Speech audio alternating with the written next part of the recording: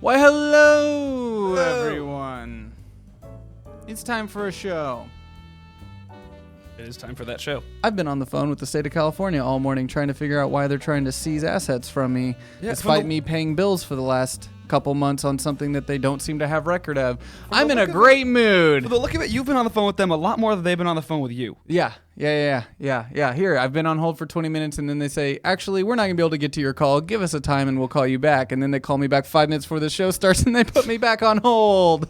I'm going to freak out. Oh, my God. April. Fun forever. And this isn't even my taxes for now. This is based on a charge that was left over from last year that I've thought had already been taken care of. This is a year-old headache you're still dealing with. Yes. Jesus. Yes. And I think it's Wednesday.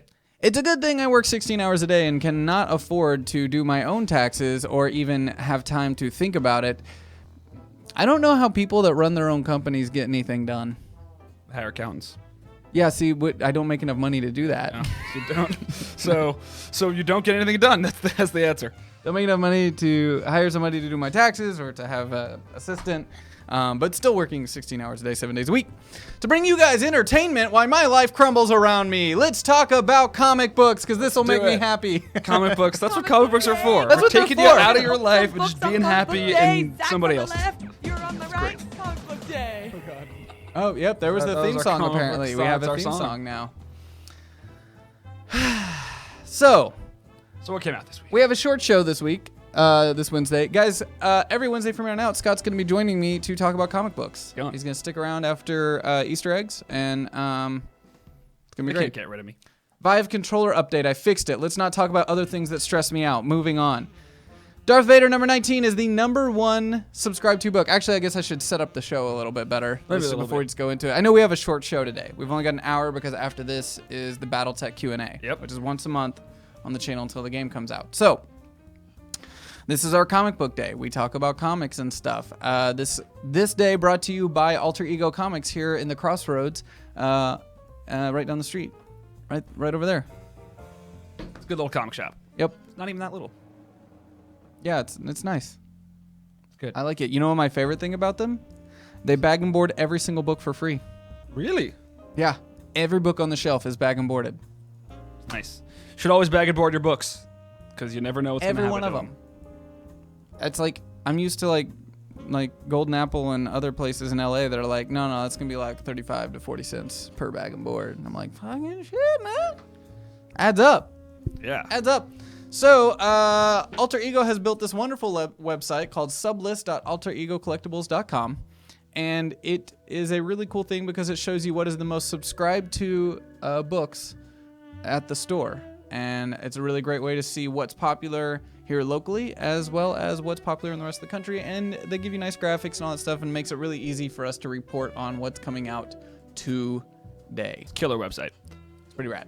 So, the #1 book subscribed to in the Crossroads of Seattle, Bellevue, is Darth Vader number 19. Everybody's reading this book. It's good. Question I mark? like it. I didn't get a chance to read it, because I've been dealing with other bullshit all day. I read the whole taxes. I left it at like midnight last night. I was like, all right, I got done. I edited a couple videos. I still have one more to do, but I need to catch up on these comic books. And I went home and I read until 3 a.m. And then I woke up and then I got into taxes and I haven't been able to catch up. And it's just like, hey-oh, Hyper Rabbit Power, go! Horizon! $15 donation.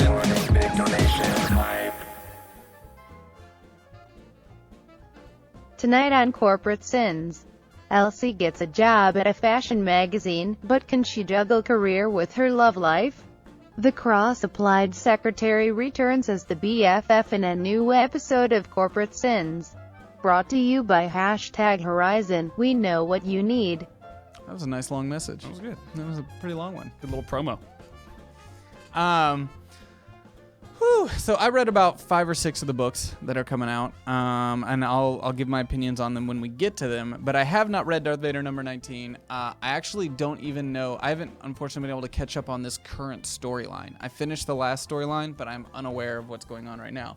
Artist Salvador LaRocca, writer Kieran Gillen. I mean, it's supposed to be pretty rad. Looks I like don't the know end any of a more story about arc. it. Yep. Everybody I know who's reading that book loves it, though. Yeah.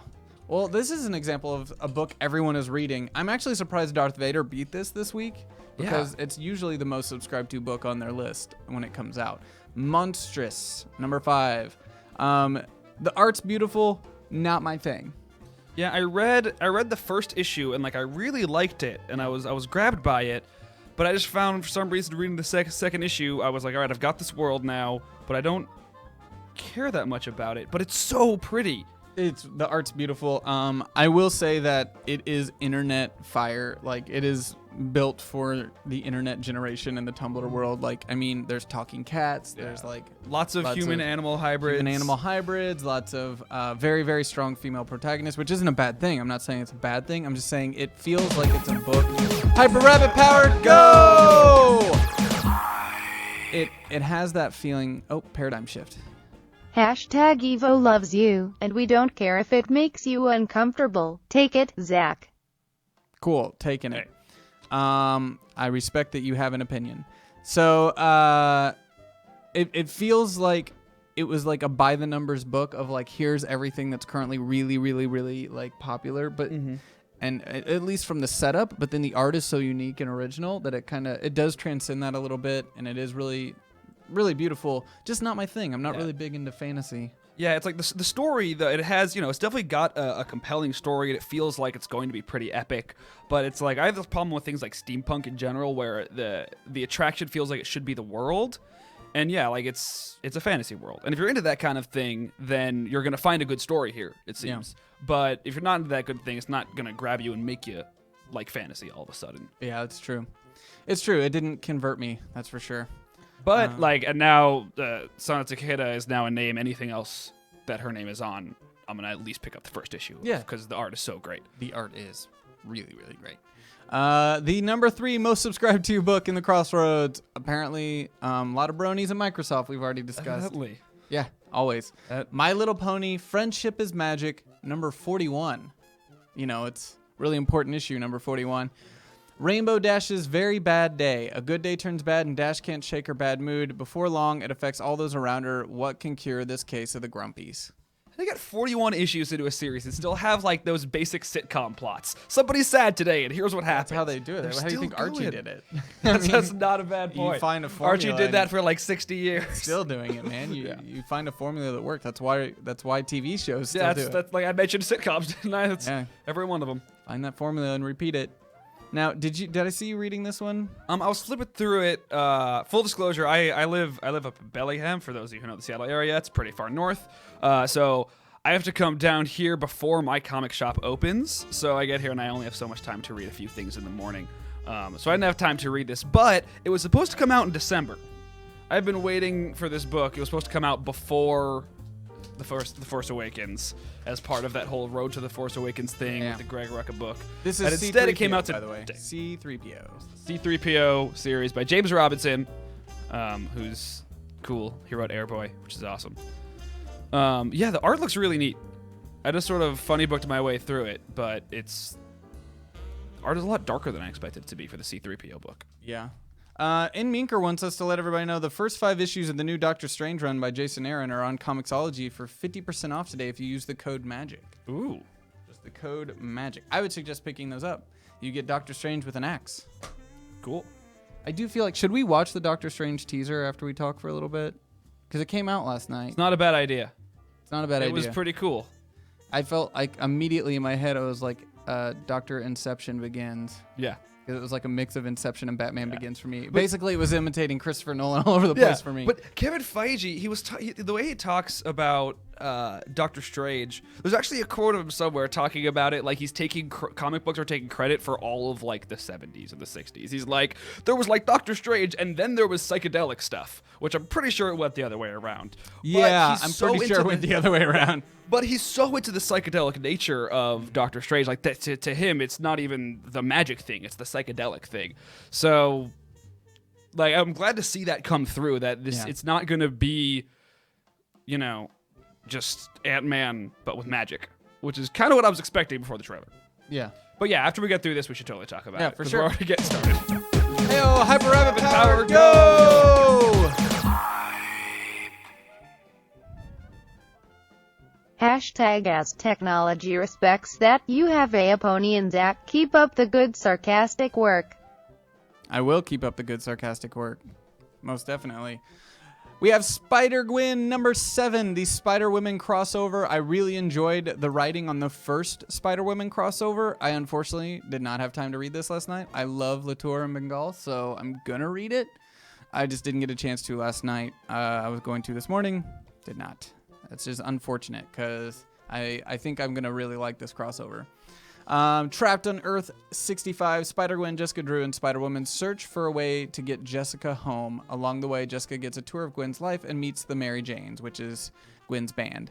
So what happened in the last one was basically that they, for those that don't know, Gwen on Earth 65, somehow the only universe to survive the Secret Wars. There's 616 and 65. Apparently now? anything tied into the Spider-Verse is fine.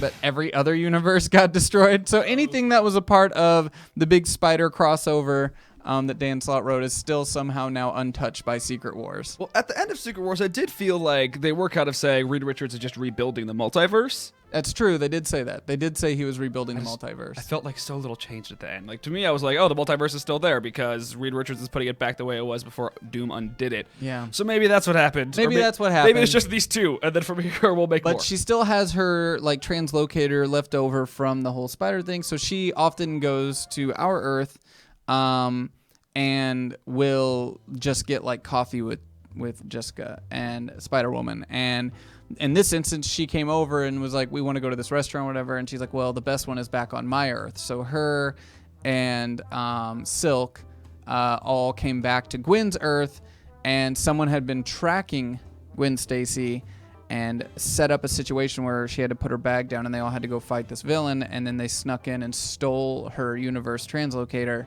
So she's trapped. And now they're trapped. And the biggest revelation of all that was that Cindy, who is Silk, God, my brain is not working today. Too much time talking taxes. Who is Silk? She asked when she first got there. She's like, I wonder if I have another me. You guys have seen your other yous on this Earth. And in our universe, she's been being an undercover agent for S.H.I.E.L.D., like sneaking into Black Cat's organization. Black Cat now is like the kingpin of New York, which is a really interesting development. Cool. So she's been sneaking into that and kind of found herself enjoying some of the villain aspects, but convincing herself it's because she's undercover. But then we find out on this Earth that it's actually Cindy, her alter on this Earth, is the one who organized all of this and is kind of a big villain on that Earth. So a lot of interesting stuff coming that way. I'm excited to read the rest of this series, just unfortunately was unable to last night. Sounds cool. Like Spider-Verse, but just for women. Exactly. Yeah, basically. Okay, Amazing Spider-Man number 10. Zach's favorite, Dan Slott. No, here's the thing. Cover's pretty, though. I give Dan Slott a lot of shit. A lot. But it's only because I can't stand him on Spider-Man. What he's done with Silver Surfer is one of my favorite books of the last year. Mm-hmm. So I can't just shit on him nonstop. Because I did read the new Silver Surfer last night, and it's good. He's really good at writing Silver Surfer, and he does great work with Aldred. I don't like him on Spider-Man. Mm-hmm. Just fucking can't stand it. Scorpio's on the verge of controlling the future, and Spider-Man's fight will take him on both sides of the English Channel. But when Scorpio compromised Parker Industries, what will that mean for Peter moving forward? Who cares? I just am so out of this story. Especially like we've got Dead No More coming up and Civil War 2, which you know is probably going to kill Spider-Man or something. Like there's some of these things that you know when there's really big characters doing something, moving into a big plot, you just know that it's just wasting time until that plot begins. You know. Well, the thing I don't know what's in store for Spider-Man. Like ever since they launched off this whole Parker Industries and him being a globe-trotting like. Oh, look, he's got a fake body. He's Iron Man. Yeah, he's Tony Stark now. He even has like a fake bodyguard as Spider-Man, and it's... Just you wait, it's going to grow a goatee soon. It'll all be over. Oh, God. You want to talk about this one? Yeah, I'm not reading this one. My girlfriend is, because I've never necessarily gravitated towards TMNT when I was younger. But apparently this book has just got one of the best Alfreds you can find. And James Tynan is going to be running Detective Comics post Rebirth. He co-writes the Eternal books, Doing some amazing stuff for Boom too. Yeah, he wrote Memetic, and he's doing, I forget the name of the follow-up to Memetic. It's not a sequel, but it's sort of in the same style.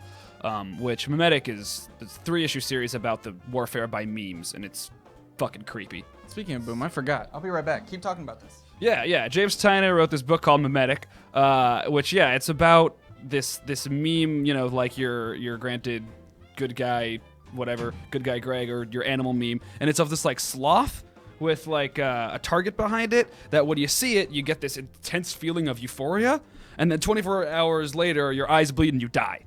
And so it's sort of a horror book based on that premise. Right on. So this dude writes that, and he's killing it with TMNT and Batman, apparently, and he's one of the big Batman guys at DC these days. I didn't get to read this one last night. It wasn't in our pickup, but the last couple issues were really fucking amazing. So I'm sure it's a great read, and you guys should pick it up. What'd you get out of Boom Studios? So here's the thing, guys. I saw some of my friends at Emerald City Comic Con, and we're gonna have some giveaways. Ooh. We're gonna have some giveaways. Those of you who don't know, Emerald City Comic Con was just this last weekend here in Seattle. Yeah, I had a good time checking out some books, talking to people about what's coming up, all that good stuff, and hopefully getting some interviews set up for this show, where we'll be able to start Skyping in some creators to interview them and stuff. Sweet. About the work they have coming up. That being said, ran into my bud Sam Humphreys, and we got some books to give away. Jonesy #1. He actually wrote Hyper Rabbit Power Go on each giveaway, which is pretty rad. So we've got 4 of those that we're going to include into our giveaway piles. That one's actually, I could throw that in there. The Analog Man Part 1 from Valiant. Spread the Adult Coloring Book from Kyle Strom. There's only 100 of these made. So it's pretty fucking rad. Man, I wish I could win one of these. And we only have 1 of these. So, Adult coloring books are a thing these days. It's cool. There's and they only made 100 of these. It's sick. And then we also have from Jackson Lansing and Colin Kelly, Joyride, #1 of 4. I read this and really enjoyed it. It was really great. And we've got 4 of them signed. These are variant covers. Hyper Rabbit Power Go! Thank you, Horizon. Tonight on Corporate Sins, Fang's little brother's hanging out with the wrong crowd. Can the runners keep the little orc off the streets? A deep look at family and society on Corporate Sins. Brought to you by #Horizon. We know what you need. Wow, the commercials today are just off the hook. Corporate Sin sounds like a HBO drama or something. It's getting there. Wow. The corporate wars, anyway. So we've got 4 of those to give away, signed by Jackson Lansing. The Joyride's a lot of fun. It's like this future planet, kind of like Star Trek, kind of like... So there's this planet that's shielded from the rest of the universe, and it's in a future where we know we can space travel, but we're told we're not going to. And humans are locked on this planet, and they're not supposed to be able... They don't even see stars. There's like a fake sky. Wow. And all this stuff. And this girl knows that something's up, and she finds a way off planet and convinces the guy she's dating to go along with it because she needs to use him. It's great because it's a female protagonist who is literally in control of everything at every turn, but not in a diabolical way, in a really fun kind of like, oh, yep, I'm one step ahead of you, and this is what's going on. And she's really great. And then another girl gets... Like a protagonist kind of way, how they're always in charge. Yeah, like how a normal protagonist, like Star-Lord male type figure, but as a female, and it's really great. And another woman who is an officer gets trapped on board trying to stop them as they escape. And it's a really fun setup with some fun personalities, and I'm excited to see where it goes. Is it a miniseries or an ongoing? I should have asked him. I'm not exactly sure. #1 of 4, miniseries. Sounds epic. Sounds like it's going to be big. Yeah, 1 of 4. We'll see where it goes. The first issue was really great, and I'm excited. Really excited. I also did not have time to read Gwenpool #1. Somebody's already... Yeah, didn't have time. But it happened. The power of marketing has made this book a reality. Yeah. It doesn't mean it has to be bad. No. No, but it is definitely another like book that it's like, thanks Tumblr, this is because of you. Now, and I mean, I think cosplay has a lot to do with it too, and something I was talking about when I was at Emerald City Comic Con, and how it's interesting to me how much things like Tumblr and Twitter and cosplay have started driving what's happening in comics, despite those people not necessarily buying comics, because you don't need to you know, like people get super excited about certain things that are happening in those books, but they're not necessarily going out and buying them. The comics industry is still really small, but as a marketing person, you can't not try to capitalize on it if you see it getting popular on Tumblr or something like that. So you go for it, but then they end up not selling very well. Especially the way the whole Spider-Gwen thing happened, where it was like just a costume in Spider-Verse that everybody just gravitated towards so fast that there's probably a lot of editors or writers still wondering, how do we make this, you know, a thing that is more than just a costume? And then they go for it, and you know, and it started off as a big sensation, and it sold pretty well, but it's already the sale. Hyper Rabbit Power, go! I'm sticking with you with a donation.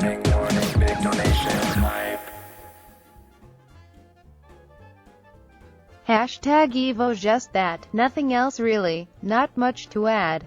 Never know what to write in these boxes. Oh well. And guys, I do have a list of purchasables for Death from Above. I just haven't had time to get them over to Alien Knitter and get them on the document. So I'll be doing that the second BattleTech Q&A goes up, so we can have that up for you guys very soon. So you can be making purchases that go towards Death from Above on Friday, while also affecting your standing in your corporation before 5:30. So you know that you're getting double. It's a double whammy. So much going on. I know. Speaking of marketing driving things, let's talk about the next book on the list, which didn't exactly come out of that, but DC Comics Bombshells. Yes. Where I'm following the physical copy, so I haven't read this issue. This is a digital first series, which the way DC does that is they have a few weekly digital series, and every 3 or 4 weeks they'll put out a physical copy that has several of those chapters, because they're all like a quarter of a book each chapter. But DC Comics Bombshells started out, I'm sure you all saw the covers, the bombshells, the statues. This writer, Marguerite Bennett, just loved them enough, and there was enough hype on the internet for them that she was like, can I write a story? So this is like almost a creator-owned world in the history of the DC universe, where instead of superheroes, there's superheroines. It's based on the premise how in World War II, all the men went off to fight the war, and the women took over the workforce. Well, in this world, the women took over the superhero force. So you've got Supergirl and Stargirl and Wonder Woman, and Mira is Aquawoman. And Zatanna's hanging out with John Constantine, but he's literally a rabbit smoking a cigarette. Interesting. This book's adorable. This is probably my favorite team book is putting out. DC's putting out right now. I'm even more excited about it than Justice League. I'm really excited to see what's going to happen next. The Bombshells all started out in very different places and kind of different genres. Zatanna's was like horror in Germany. We had Russian propaganda for Stargirl and Supergirl in Russia. We had our sort of American war movie with Wonder Woman and Mira coming from Paradise Island, and they're all finally coming together. So now we're seeing them. They're dealing with Joker's daughter and these Nazi zombies. It's a creepy book. It's like I would say it fits dark, into the horror genre more than anything else. Really? Yeah, That's surprising. But at the same time, it has it's mostly, of course, a superhero book, but with a lot of horror themes. But also depends which character you're following at any point in time. But because mainly of the enemy that we're dealing with, it's creepy. It's creepy and it's dark. And it's one of the few digital weeklies that has a really consistent art team that keep this style going. And they have different artists for the different characters. This is a great book. I'm loving Bombshells. You guys should check it out. Because we're short on time today, I'm going to go ahead and skip to the ones I did read. Oh man, a new Deadly Class came out. I gotta get them to know what kind of books I like, so I know they're all in the pool. Like, I didn't see Jupiter Circle, I didn't see Deadly Class. Give them our pull list. Yeah, and Harley Quinn and the Gang of Harley started there wasn't this week. All New Inhumans in there either. Man, see, I thought it was a really bad week because I got so few. I guess they just didn't pull much off the shelf for us this week. I'm gonna talk to them about that. Oh shit, we even get interesting. Interesting. Yeah. None of the books we read were read by anybody else in Crossroads, apparently. Yeah, so I did check out Silver Surfer number 3.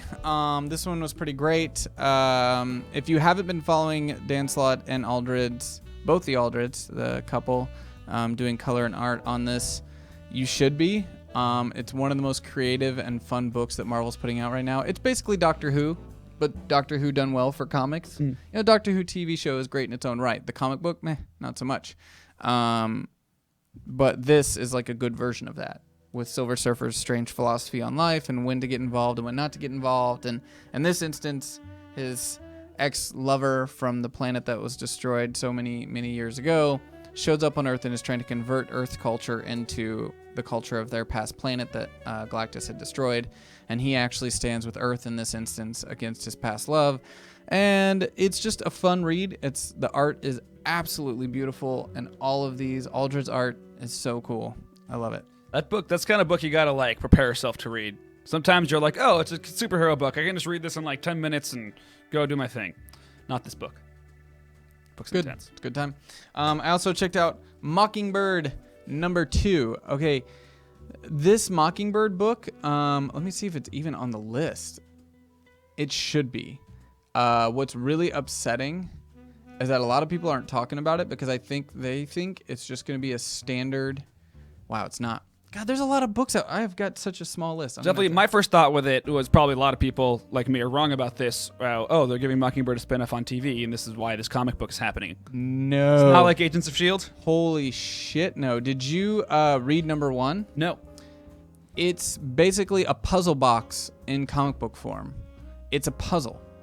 And love comics like that. The first book all takes place in her doctor's office, and you find out that she's been getting these routine checkups from she has to go in to a S.H.I.E.L.D. doctor's office anytime her card goes off, and she has to do it because she has traces of the Infinity Formula and Super Soldier Serum in her blood. They're constantly checking up on her.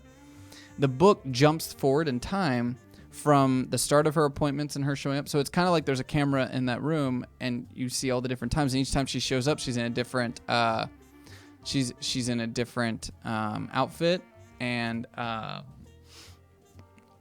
you don't know what's going on, and at the end of the book you find out that it's going to fill in all the next issues what happened in between each time before she went there, so you can figure out what's happening to her, because at the end like shit gets really crazy and all of a sudden she's got superhuman powers and it gets like fucking Akira on you and some weird shit, and some weird stuff starts going down. But it was really, really creative. Now, I don't like number 2 as much as number 1. Number 1 I thought was, because it had so much mystery and you're like, what the fuck's going on? It really lended itself to the writing, whereas this one is a little bit more standard in that you're finding out what happened in this instance where she's wearing the BDSM clothing. And she's kind of like infiltrated the Hellfire Club, and there's a couple funny moments. There's still good personality in it. It just doesn't have as much like excitement behind what this puzzle could be. But then there's one reveal at the end that gets you really interested again. But I feel like it's one of those books that when the trade comes out, it's going to be a phenomenal fucking trade. And he even said in the back of number 1, he's like, I don't expect these to sell very well single issued. I'm building like a 6-issue arc that's going to it's going to be one solid story, and he's hoping everyone goes back and rereads each book after it's done to catch all the stuff they missed. Exciting stuff. Wow, it's almost like a Grant Morrison book. Yeah, kind of. Yeah. Really gotta study these things. Yeah. I'm definitely gonna check that out. That sounds awesome. I love books that really require you to like put it together. Yeah. And it's so satisfying when you do at the end. Now, I really enjoyed this one. This is Jeff Lemire's Moon Knight number 1. Now, Moon Knight has been getting a lot of love lately for some reason, each from its own creators, in really neat ways. I mean, every time Moon Knight's come out in the last couple of years, I've liked it a lot. I mean, Bendis' run was great and different. Totally different. Very Bendis. God, who did the last one? Oh, my mind just went blank. He's doing... God, fuck my brain right now. Texas, you're the worst. I'll remember it in a little bit. Somebody will remind me in the chat room who did the last run. He did like a 6-issue run, and it was some of the most creative use of like very few words but great art. Jeff Lemire kind of jumps on to where that left off, where it's like questioning his relationship with the god, and this questions a lot of like, has he ever actually been Moon Knight, or has he really just been in this insane asylum this whole time for all these years thinking he's Moon Knight, and is it real or not? And you have to really question what's going on around it. Are these visions like true? It's interesting. I just like the concept of Moon Knight a lot. It's a lot of fun. It's a weird way to tie in these old Egyptian gods with a crazy, crazy psychopath kind of killer. So a lot of fun. Jeff Lemire, great writer. More than Marvel's Batman. Yeah, he's a lot more than Marvel's Batman. He's different, very different. Though he's all in white and he comes out at night or whatever, and he's got Knight in his name, he's a split personality psychopath. He's a very different book. I also checked out all new, all different Avengers Standoff. I haven't been reading many of the other Standoff tie-ins because it's just okay. What is Standoff? What's going on in it? So Standoff is a kind of Avengers-based cross book that's like S.H.I.E.L.D. Avengers and Pleasant. It's like the attack on Pleasant Hill or the standoff on Pleasant Hill.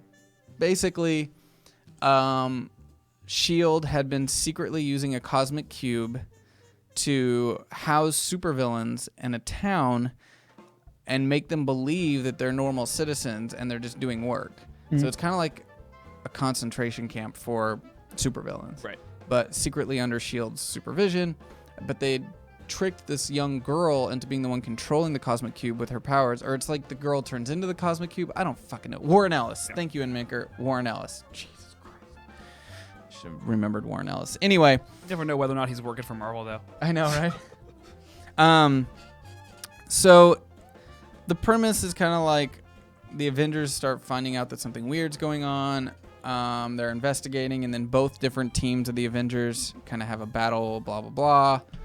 And then they get tricked into thinking they're members of this town along with the villains. And in this issue, they release the control, and I just don't care. The whole event, kind of like how the event from Marvel a couple years ago. I really do hate my brain today. I'm just so stressed out that I can't remember anything. The event a couple years ago, where it was all the truths came out. Original Sin? Yeah, Original Sin. See, I should know all this stuff like right off the top of my head. So not in it today. Basically, I felt like Original Sin was all just a setup to make Thor lose his hammer. Mm-hmm. And that was the whole point of the entire crossover event. And it should have just been covered in Thor's book. I love Jason Aaron's Thor, but that entire event felt like it was just an excuse to get rid of his hammer because nothing else really came out of that. This entire event just feels like a way to make Captain America young again. Oh, is that what it is? I've been thinking, just assuming just by the timing, that it's all just going to be a build up to Civil War. No, it doesn't feel like that at all. It feels like it's just Cap? a way to get Cap back to being young Cap. That's what it feels like, the whole thing to me. I have no other... I just don't care. I like the all-new, all-different Avengers books so much before it got thrown into this. When it was just Iron Man and Vision like leading this team of teenagers and calling themselves Avengers now, I really enjoyed it. And then the second it started the standoff thing, I lost it. Just don't really... I'm not into it. Those are the books I read. I was not able to catch up on anything else, so let's give a quick look at everything else that came out today. Real quick, I've only read 2 books today because I have to late start. One of them was the Batman Superman that came out today, which is continuing. It's Pete Tomasi continuing his Super League. So the last week, Superman found out, we've known Superman's dying, and so this week he told Batman, and Batman didn't take it that well. It's really sweet after all this New 52 stuff to see Superman and Batman as like friends again. But that book was great. Doug Monk is awesome. Tomasi's killing it on the Superman books right now. And yesterday, they finally released Wonder Woman Earth 1, which I've been waiting like 5 years for. And that's Grant Morrison doing his take on Wonder Woman. It's really cool. It's got the one thing I've always wanted out of Paradise Island, where when we get the origin of Paradise Island, and then there's a 3,000-year time jump, and there's Amazonians like flying around on flying bicycles and stuff. Mm-hmm. And the idea is that they've been scientists for 3,000 years. They didn't just stick with, old ancient Greek technology and never make anything else. They're really advanced. And so I'm finally getting the Paradise Island I've sort of always wanted to explore. It's a really neat book that doesn't have any fight scenes. It's not a masculine superhero story. Nice. And it's really cool where it's a trial, and Wonder Woman is her own lawyer. And we sort of hear the story of why she's on trial and how she gets out of it. But it's very much just like a story, and it's not as much a conflict. It's really unique yeah. for mainstream superhero comics. Wonder Woman Earth 1. And Yannick Paquette is an amazing artist, and the panels are just beautiful. I'm gonna have to check that out because I'm actually like whenever the DC books are having to deal with real world issues with their heroes, because they have made them into such icons that I like it when they pull back and say, well, now what does that mean when those icons have to interact with society? What does this icon mean for America right now, and how do we write that? That's when it's interesting for me. When they're just being icons, I'm like, I'm not as into it. But Basically, I just when Grant Morrison's writing it. Yeah. When Grant Morrison's really taking it back and be like, all right, Superman gets his power from the sun, gets cancer. Oh yeah, I'm into it. Yeah. I love Jeff Johns. He's one of my favorite writers, but he's only really done that once. And I understand he's like one of those guys that makes really great horror movies. Like, fans of horror can really get into it. Fans of superheroes can really get into it. But it's not gonna be like, hey, it's not comics as high art as much. Yeah. Whereas this is one of those things. Megalo Blazemon says it's official. The Spider-Man movie is titled Spider-Man Homecoming. Interesting. The sequel is going to be Spider-Man City Hawkins, and leading up to the end of the trilogy, of course, will be Spider-Man Prom. Yeah, sounds like it. Deadly Class number 20 is out this week. That'll be in my pool. I love Deadly Class. It's a lot of fun. Actually, I think every book Remender puts out's on my pool right now. Yeah. That's nuts to think about, really. A-Force number 4, Gotham Academy number 17. Jupiter Circle I stopped caring about a while ago. I tried following it, but just I don't know, maybe it was too self-serious for me. I like serious books, but it was really Mark Miller's hit or miss for me. Yeah. Especially at times like that. I like him when he's getting a little more whimsical. I like Secret Service and Kick-Ass and those books that are just we're a comic book and we don't give a fuck. Yeah. Rocket Raccoon and Groot, All New Inhumans number 6, Spidey number 4, Max Maximize. I've been really enjoying those Max releases. Obviously Gwenpool, Red Wolf number 5, TMNT Amazing Adventures, Web Warriors number 6, which is another Spider-Verse X-Men crossover. 92, much farther on the list down than it was last month. Yeah, that dropped pretty quick. Yeah. Pretty quick. People weren't feeling that first issue. There's our Batman Superman. That was a good book. I actually love the cover art on that. That's great. What's that Black Road? Is that Sean Murphy? Yeah, the cover art's really cool. I don't really know who that... Oh, it's Yannick Paquette. Look at that.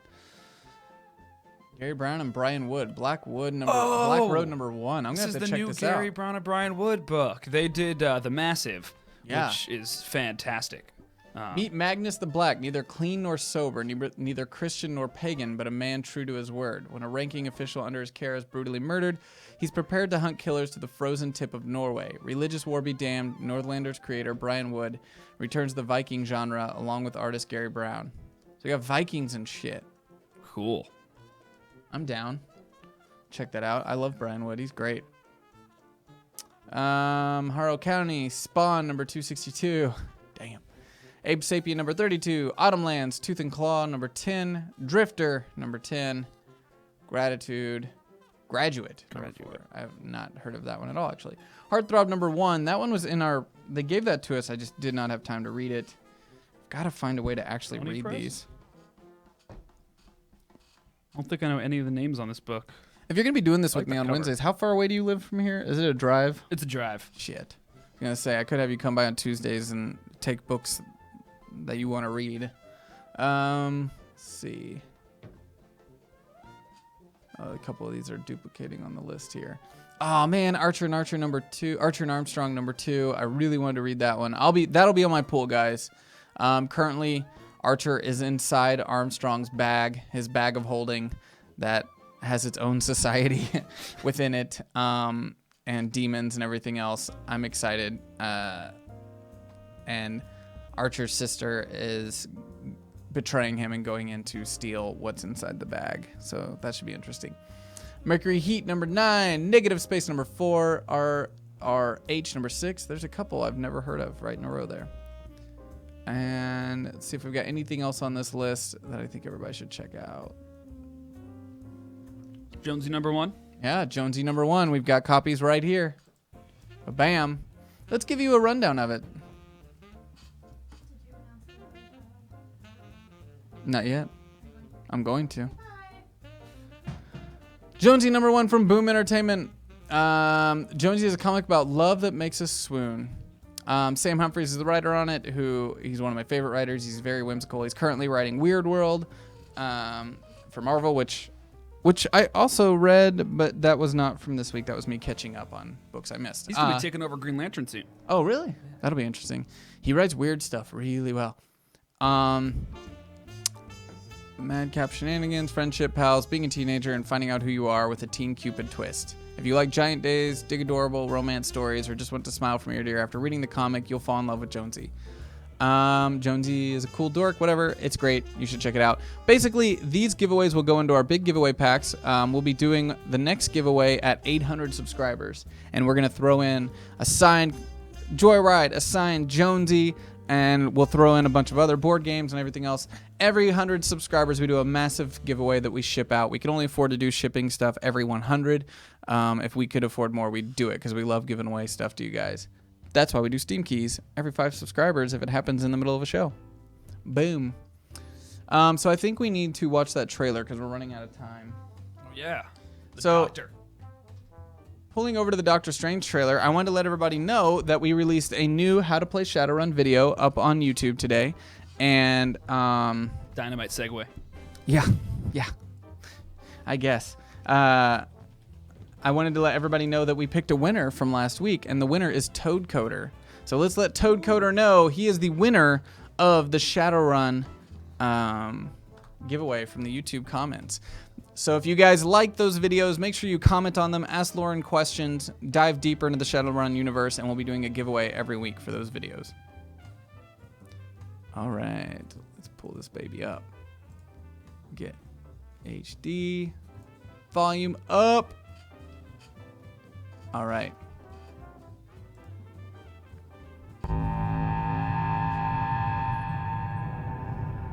Stephen Strange. Might I offer you some advice? Forget everything that you think you know.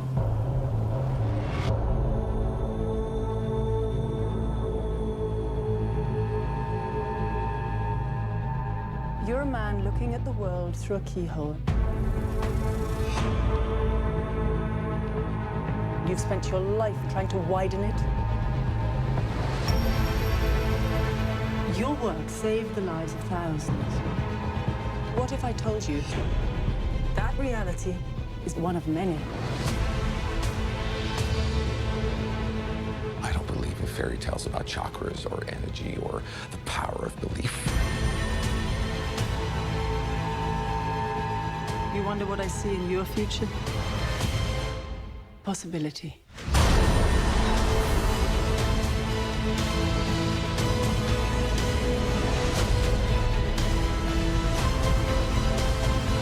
Why are you doing this? There are other ways to save lives. So much you don't know.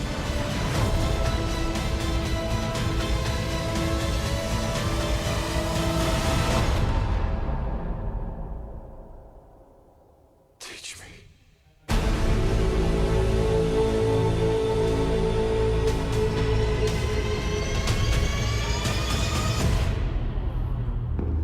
It's pretty damn cool. Oh, there's a post-credit scene. There's always a post-credit scene on these trailers now.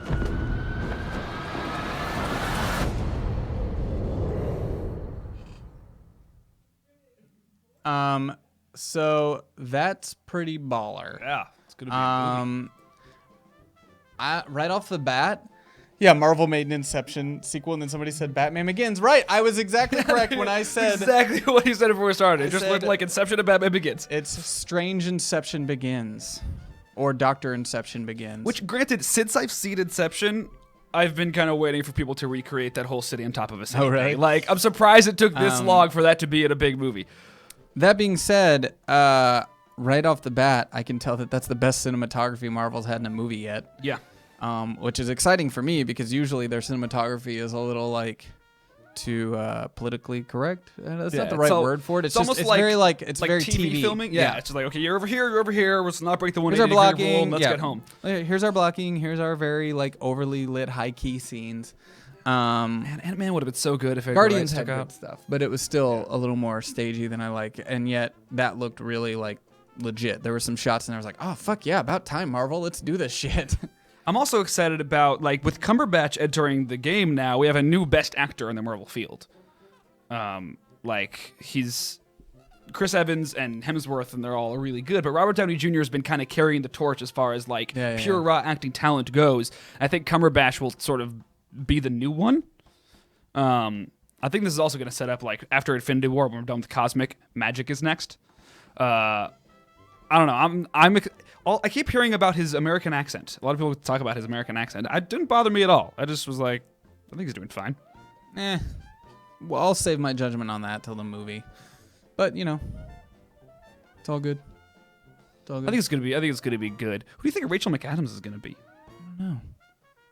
I saw that Kevin Feige said that she's like a surgeon from his past that keeps him rooted to, you know, his human history, and that she's an original character. And I have difficulty believing that with any of these comic book movies. I know, now they just do it to mess with us a little bit. I mean, I'm excited to see it. I like Doctor Strange. I like that it's a new turn for Marvel. I like that it's a way for them to break into a whole new realm of the Marvel universe that we haven't seen yet. That's exciting stuff.